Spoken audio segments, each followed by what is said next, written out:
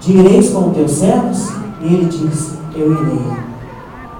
E foi com eles, e chegando ao Jordão, cortaram madeira. E sucedeu que, derrubando um deles, uma viga, o ferro caiu na água. E clamou e disse: ai, meu Senhor, porque era emprestado. E disse o Senhor, e disse o homem de Deus: onde caiu? E mostrando-lhe ele o lugar, cortou um pau e lançou ali, e fez nadar o ferro. E disse: levanta-o. Então ele estendeu a sua mão e o tomou. Santa glória ao nome santo do Senhor Jesus. Eu quero trazer para as nossas vidas aqui diante do Senhor 3 características que, se nós formos como profeta de Deus tivermos, Deus vai nos honrar nesta terra. Diante do Senhor é a característica de ouvir o que é bom para as nossas vidas.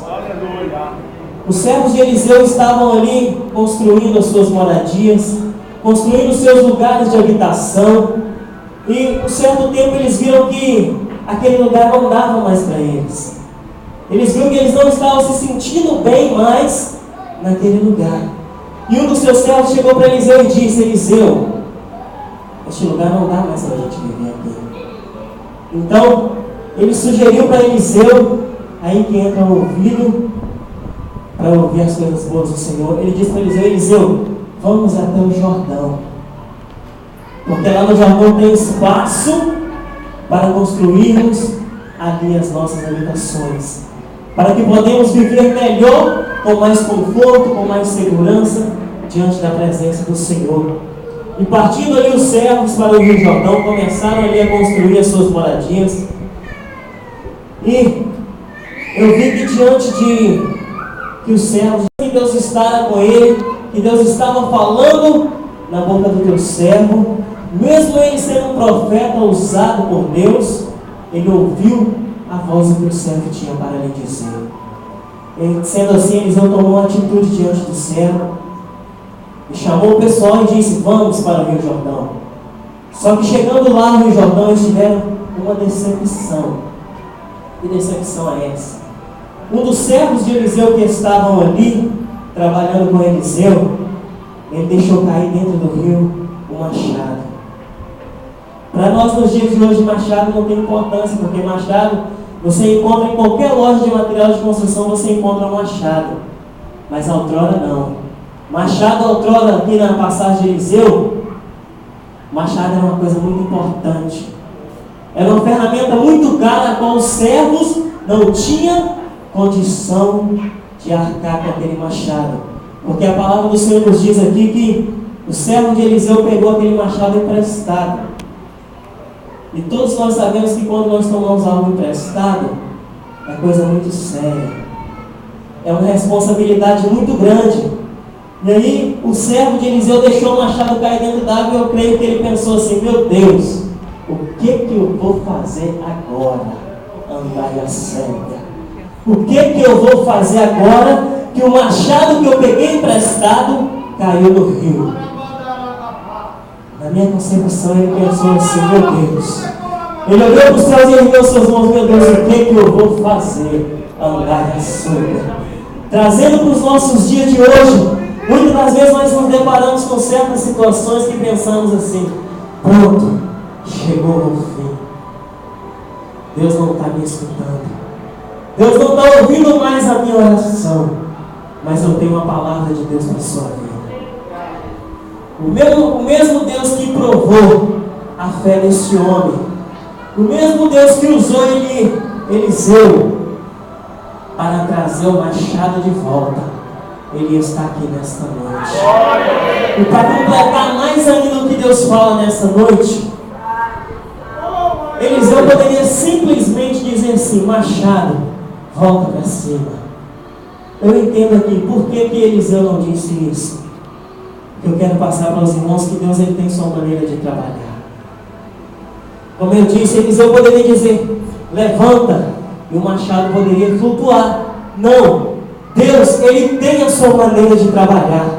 Muitas das vezes Deus permite algo sobre as nossas vidas e nós perguntamos: meu Deus, por que isso está acontecendo? Meu Deus, por que eu estou passando por esse processo, por aquele processo, e não estou vendo o Senhor agir sobre a minha vida? Mas Eliseu não, Deus usou, Deus deu uma sabedoria para Eliseu, que ele usou, ele foi lá, cortou um pau e lançou sobre as águas. O que eu aprendo com isso aqui? Deus, ele opera na simplicidade. Deus, ele age na simplicidade. Hoje nós menos esperamos, e é aí que Deus entra e age com grande poder e graça. Que fundamento tem para as nossas vidas carnais jogar um pedaço de madeira dentro do rio, e através desse pedaço de madeira subir um machado sobre as águas? Para as nossas vidas é impossível. Como que um machado vai flutuar do rio para a superfície? Paramos para analisar. Meu Deus, como que isso pode acontecer? E vemos aí que Deus é soberano. Vemos que as coisas de Deus para as nossas vidas muitas das vezes não tem explicação. Não importa o que você está passando, tudo tem um processo permitido por Deus. Não quer dizer que você está passando por uma provação, não quer dizer que está acontecendo algo contigo. Nem tudo é porque você está no pecado. Mas Deus, ele permite certas coisas sobre as nossas vidas, é para crescer a nossa fé diante de Deus. É para mostrar que Deus, ele é nas nossas vidas e que nós não somos nada, e que Deus, ele sempre tem uma última palavra de vitória para mim e para a sua vida. E nesta noite, na autoridade de Deus, eu quero trazer uma palavra de vitória. Na autoridade de Deus, nesta noite, eu quero te dizer: hoje é um culto de domingo, hoje é um culto de família, mas Deus me trouxe aqui, me deu esta oportunidade para trazer para a sua vida que ainda tem profeta de Deus nessa terra. Deus ainda tem profeta de Deus, e Deus vai levantar aqueles profetas de Deus nessa noite que pensou que estava derrubado, aqueles profetas que pensaram: meu Deus, eu não consigo mais. Meu Deus, até aqui eu fui, mas daqui para frente eu vou abandonar, eu vou largar tudo, porque eu não tenho mais forças para lutar. Mas nessa noite eu dou uma palavra de Deus para mim e para a sua vida. Deus, ele está no controle da sua e da minha situação. Deus, ele vai fazer uma reviravolta sobre a sua vida para você entender quem é Deus.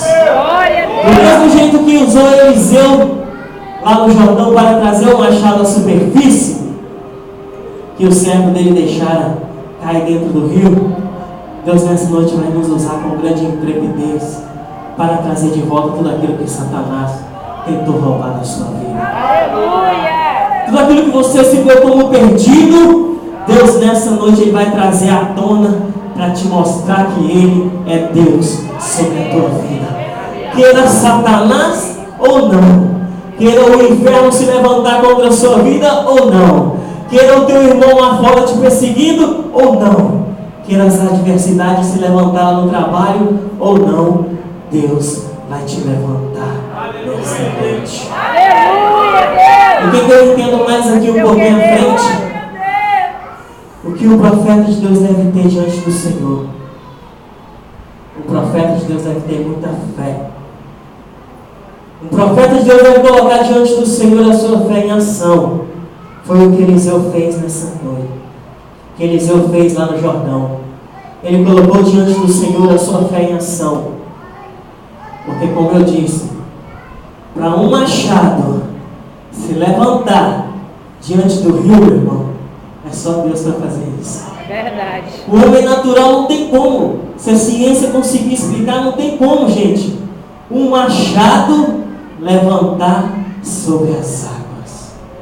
Mas o Deus que nós servimos, o Deus que está aqui nessa noite, Ele é Deus de coisas sobrenaturais.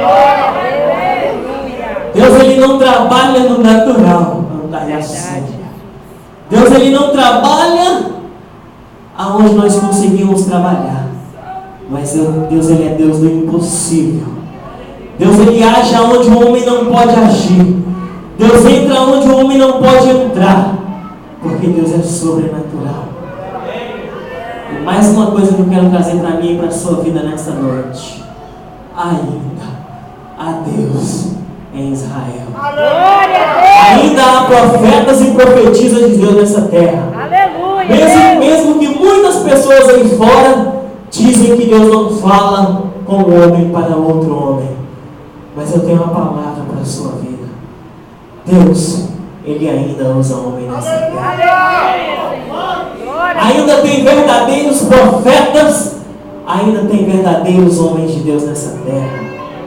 Mesmo que muitos tenham se corrompido diante do dinheiro, diante das bandejas que o mundo tem oferecido. Muitos profetas que têm minado a sua fé diante